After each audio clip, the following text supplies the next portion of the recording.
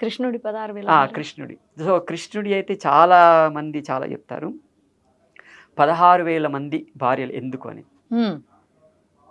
So, ఇక్కడ మనం అర్థం చేసుకున్నట్లయితే 16,000 మంది భార్యలు ఎవరు? First question. హ్మ్. వీళ్ళెవరంటే వీళ్ళు వివిధ రాజ్యాల యొక్క రాకుమారులు. ఓకే.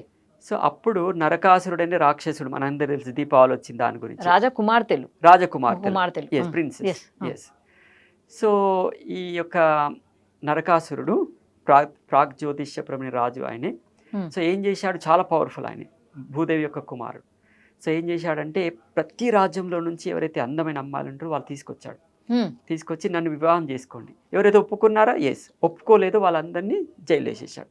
ఓకే. సో, అలా 16,000 మంది అయిపోయారు. ఎక్కడెక్కడి నుంచో తీసుకొచ్చారు జైల్లో. సో, ఇంకా వాళ్ళకి యాక్చువల్లీ ఏ మార్గం లేదు. నారదుని ద్వారా విన్నారు వాళ్ళు. కేవలం కృష్ణుడే మనం రక్షించగలుగుతాడు. సో, వాళ్ళు ప్రే చేశారు భగవంతుని. భగవంతుడా మీరు మమ్మల్ని రక్షించండి. సో, భగవంతుడు వచ్చేసి నరకాసుని సంహరించేసి ఆ యొక్క 16,000 మందిని చెర నుంచి బయటికి తీశాడు.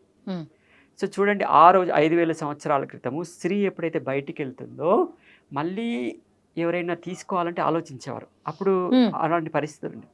సో, ఈ 16,000 మందికి 2 మార్గాలు ఉన్నాయి. ఒకటేంటి? వాళ్ళు ఆత్మహత్య చేసుకోవాలి. రెండోది వేశ్యవృత్తిలోకి వెళ్ళిపోవాలి. ఎందుకంటే ఎవరు యాక్సెప్ట్ చేయరు అప్పుడు. ఓకే. సో, వాళ్ళందరూ శ్రీకృష్ణుడు చేరేసి వాళ్ళని వదిలిపెట్టేసి మీరు అన్నారు మీ రాజ్యాలకి వెళ్ళండి. కానీ వెళ్ళట్లేదు. ఎందుకంటే వాళ్ళ మనసులో 2 ఉన్నాయి.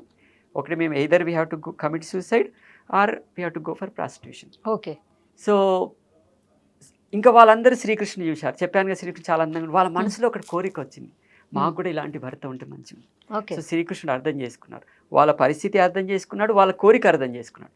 సో, వాళ్ళ యొక్క కోరికను తీర్చడానికి, వాళ్ళ యొక్క స్త్రీ గౌరవాన్ని రక్షించడానికి సమాజంలో ఆయన వివాహం చేసుకున్నాడు. సో, ఇది కృష్ణుడి కోరిక కాదు, ఆ 16,000 మంది కోరిక. అందుకే 16,000 మంది భార్యలు.